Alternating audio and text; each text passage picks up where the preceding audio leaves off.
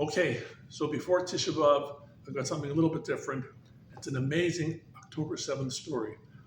I heard it here on video, and I also heard it in Israel, and you're gonna love this story.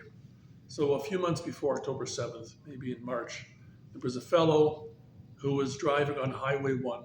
That's the main thoroughfare between Tel Aviv and Jerusalem. And he ran out of gas. He was stopped on the side of the road with his wife and two daughters. His name was Yaakov. So he's waiting for over half an hour, and no one pulled over. Finally, a religious fellow pulls over and says, "What's wrong?" He says, "You know what? I ran out of gas and no one seems to stop." He says, "No problem at all. You know, I'm going to go to the gas station. I'm going to get you a jerry can of gas, and I'll be back here in half an hour."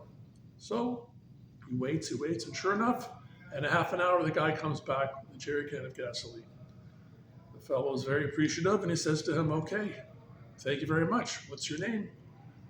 The religious guy says, "My name is Yehuda. What's your name?" "My name is Yaakov." So Yaakov goes into his wallet, wants to pay him. And Yehuda says, "What are you doing here?" He says, "I'm paying you." He says, No, it's Friday before Shabbat. Don't worry about it. It's my mitzvah. That's my gift to you." "Oh, fantastic." And then, Yaakov gets a little embarrassed, says, "Well, come to the back of my car." He shows him a bumper sticker. It says on it in Hebrew, "Daras et kol hadas," which basically means stamp out all the religious people. He says, "You know what? I'm very sad. I was very anti-religious until I met you. And you were the first one who did an act of kindness." He says, "Don't worry about it." He took off the bumper sticker and he says to the fellow, "Look, let's stay in touch. You take my phone number, I'll take your phone number." So they did that. So then he asks Yaakov, "By the way, where do you live?" He says, "Well, I live in a place called Kibbutznik." The guy says, "I never heard of it. Where is it?" "It's near the Gaza border." "Where do you live?" So this fellow Yehuda says, "I live in Bnei Brak." "Well, let's stay in touch." So over the next few weeks, they stay in touch. Every Erev Shabbat, he phones them up. "How are you? How's the family? How's the wife, the kids? Everyone's fine, no problem at all." And does this for a few weeks. And this fellow, Yaakov, is getting a little bored, but he says, "I have to be polite to him because he helped me out." So finally, a couple of months before October 7th, Yaakov asks this Yehuda a question. He says, "Excuse me, I got a question for you." He says, "What is it?" He says, "Don't you get tired of Shabbat? I mean, we have barbecues, we go to the movies, we go to the beach, and you guys just sit around all day." He says, "Are you kidding? We wish you had more of Shabbat. It's fantastic, beautiful."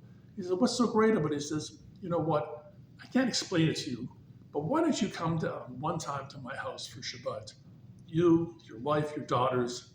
I have an apartment nearby, and you can spend Shabbat with us." Well, this fellow says, "Okay, let me think about it. Maybe I will." So a week later, phones up and he says, "Yes, we're going to try Shabbat by you. When would you like to come?" So this fellow Yehuda says, "I have to find out when." He asks his rabbi, says, "When should the guy come for Shabbat in the next few weeks?" Oh, they're thinking and they say, "Well, Rosh Hashanah is coming up, but that's not a great time to come for Shabbat. It's too many restrictions." Then after that is basically Yom Kippur. It's not another good time to come. And then he says, "What about Sukkot?" Sukkot is also, you're going to sit in the sukkah, you shake a lulav. "I've got an idea for you. Why don't you invite him for Simchat Torah?" So he phones the fellow up. He says, "Would you like to come for Simchat Torah?" And the guy says, "That'd be wonderful." And then the Hasid says, "Oh, I can't do it." Why? Because every year we have to keep my father company. And this time it's my turn to stay Shabbat with him. So Yaakov asks, "Where does he live?" "He lives in Sderot." Sderot. Tells the rabbi this, says, "I have a wonderful idea for you. Why don't you take your father from Sderot, spend Shabbat in Bnei Brak, and have this family come with their two daughters, and you'll all spend Shabbat together." So guess what? They did that. So 6:30 a.m. on October 7th, when Israel was going through the worst attack they ever had in one day, this family from Bnei Brak, the father from Sderot, and this couple with their kids from Kibbutznik were saved by Shabbat. The house in Sderot where the father was staying was destroyed, basically near the police station. The family in Kibbutznik, their house was destroyed. One act of kindness saved everybody, and one Shabbat saved their life. Have a wonderful day. Thank you very much. Sakwaru. Thank you, Rabbi. Don't forget to subscribe. Kol tov.